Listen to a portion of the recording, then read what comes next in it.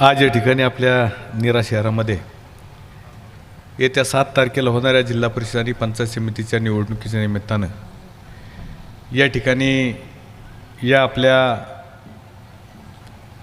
काँग्रेस पक्षाच्या अधिकृत उमेदवारांच्या प्रचारसभेच्या निमित्तानं आपल्या सर्वांना मार्गदर्शन करण्यासाठी उपस्थित असलेले महाराष्ट्र प्रदेश काँग्रेसचे अध्यक्ष आदरणीय हर्षवर्धनजी सपकाळ,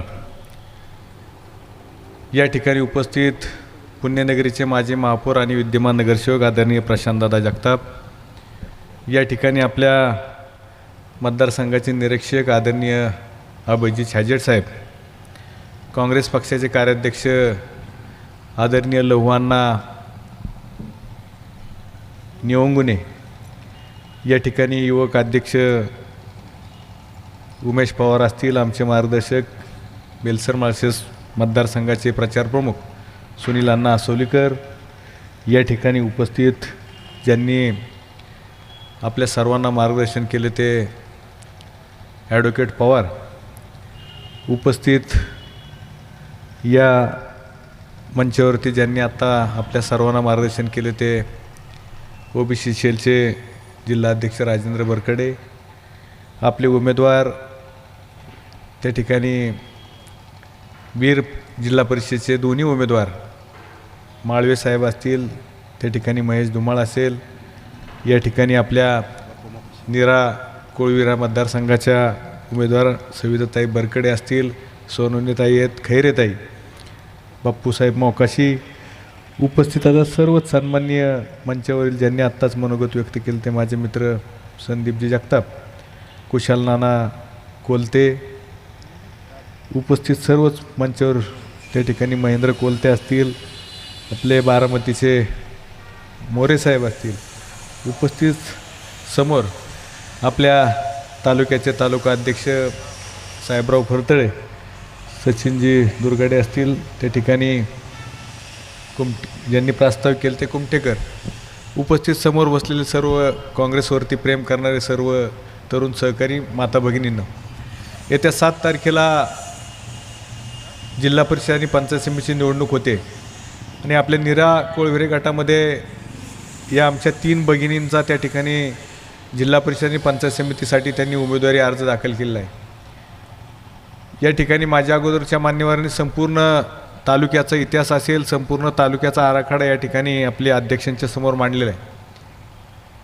मी अध्यक्षांना सांगतो, प्रशांतदादा आहेत की 2012ला मी काँग्रेसच्या चिन्हावरती पंचायत समिती सदस्य झालो आणि नंतर पुन्हा 17ला त्याच मतदारसंघामध्ये जिल्हा परिषद सदस्य म्हणून त्या ठिकाणी काम केलं आणि त्या कामाचा कार्य अहवाल तुम्ही समोर त्या ठिकाणी पाहिलेला आहे की प्रत्येक मतदारसंघातील तळागाळातील लोकांच्यापर्यंत या जिल्हा परिषदेच्या ज्या योजना आहेत त्या पोचवण्याचं काम दादा त्या 5-7 वर्षामध्ये केले. त्यामध्ये करोनाचा काळ आला, करोनाच्या काळामध्ये अनेक लोकांना त्या ठिकाणी मदतीचा हात देण्याची गरज होती, तो हात आमच्या सर्व कार्यकर्त्यांनी त्या ठिकाणी लोकांना दिला आणि येणाऱ्या काळामध्ये ज्या पद्धतीने विकास कामाच्या जोरावरती आम्ही मतं मागतो आहे, मी लहुअण्णा आहेत, आम्ही एकत्र त्या ठिकाणी काम केलं. मधल्या काळामध्ये मी माझ्या काही अडचणीमुळे राष्ट्रवादीमध्ये गेलो होतो, परंतु पुन्हा एकदा स्वग्रही परतलो आहे आणि तुमच्या सर्वांचं त्या ठिकाणी माझ्यासारख्या कार्यकर्त्याला मार्गदर्शन असावं ही विनंती या निमित्ताने करतो की गेल्या 2012पासून सामाजिक आणि राजकीय जीवनामध्ये काम करत असताना की या मतदारसंघामध्ये मी शेतकऱ्यांच्यासाठी सुद्धा मोठं काम केलेलं आहे. त्या ठिकाणी ब्रिटानिया आणि अमोल डेअरीच्या माध्यमातून अध्यक्ष साहेब की 3,500 शेतकरी, दूध उत्पादक शेतकरी डेअरीच्या माध्यमातून आमचं जाळं मतदारसंघामध्ये आम्ही उभं केलं आहे. एक छोटी गोष्ट सांगतो की आता शेतकऱ्यांना रडवण्याचं काम या सरकार करतं आहे की अक्षरशः दादा की आता कांदे रस्त्यावरती फेकायची पाळी आलेली आहे. ज्यावेळेस मी डेअरी मतदारसंघामध्ये आणल्या अमोल आणि ब्रिटानिया, त्यावेळेस 18 रुपये लिटरचा रेट इतर डेअऱ्या त्या खरेदी करत होत्या शेतकऱ्यांचं दूध. मी डेअऱ्या आणल्याच्या नंतर 28 रुपयाने त्या ठिकाणी दूध लिटरचं खरेदी करणे, लिटरला 10 रुपये फायदा त्या ठिकाणच्या शेतकऱ्यांना झाला.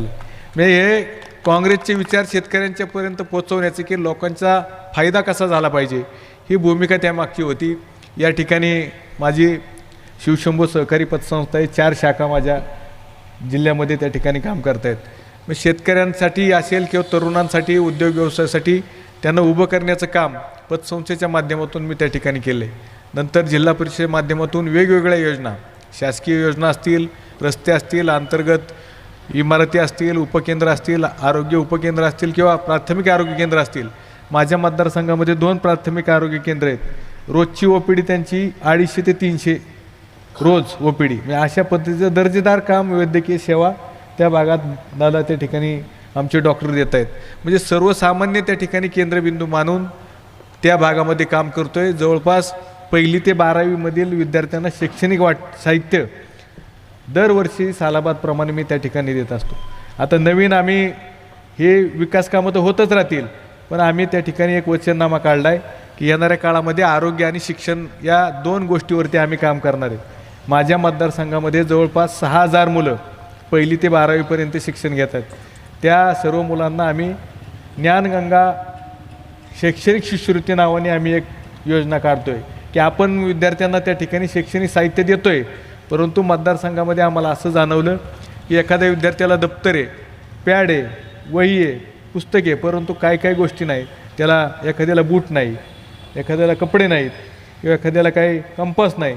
तर यासाठी आम्ही मतदारसंघातील सर्व माझ्या मित्रपरिवाराच्या वतीने त्या भागातील मुलांच्या खात्यावरती त्यांचं बँकेमध्ये खातं काढून त्या खात्यावरती जी काही ठराविक रक्कम त्या खात्यावरती टाकून तो रक्कम त्याच्या शैक्षणिक त्याच्या वर्षाच्या वाटचालीसाठी उपयोगी पडेल अशा पद्धतीचं आम्ही नियोजन करणार आहे. नंतर आरोग्याची गोष्ट आहे. आरोग्यामध्ये मोठे मेळावे घेऊन, आरोग्य शिबिर घेऊन की पुण्यामधील 5 हॉस्पिटलचे टाईप करून मोफत मतदारसंघातील लोकांना त्या ठिकाणी आरोग्य सेवा देण्याचं काम येणाऱ्या काळामध्ये आम्ही सर्वजण करणार आहोत. बोलण्यासारखं खूप आहे, परंतु आता 9 वाजले आहेत. मान्यवरांना त्या ठिकाणी बोलायचं आहे. 10 वाजता आपल्याला त्या ठिकाणी आचारसंहितेचं बंधन आहे. म्हणून जास्त न बोलता या ठिकाणी आपण या सर्व उमेदवारांना पाठिंबा आणि शुभेच्छा देण्यासाठी उपस्थित राहिलात त्याबद्दल तुमचं पुरंदर तालुका काँग्रेस कमिटीच्या वतीने हर्षवर्धनजी सपकाळ साहेब असतील, प्रशांतदादा असतील, आबाजी छाजेड असतील, लवअण्णा असतील, सर्वांचे या ठिकाणी आभार मानतो. आणि भविष्यकाळामध्ये अशाच पद्धतीचे थाप आणि शाबासकी आणि मार्गदर्शन करण्यासाठी आम्ही ज्यावेळेस तुम्ही हाक मारू त्यावेळेस तुम्ही यावं अशी विनंती करून या ठिकाणी थांबतो. धन्यवाद. जय हिंद, जय महाराष्ट्र.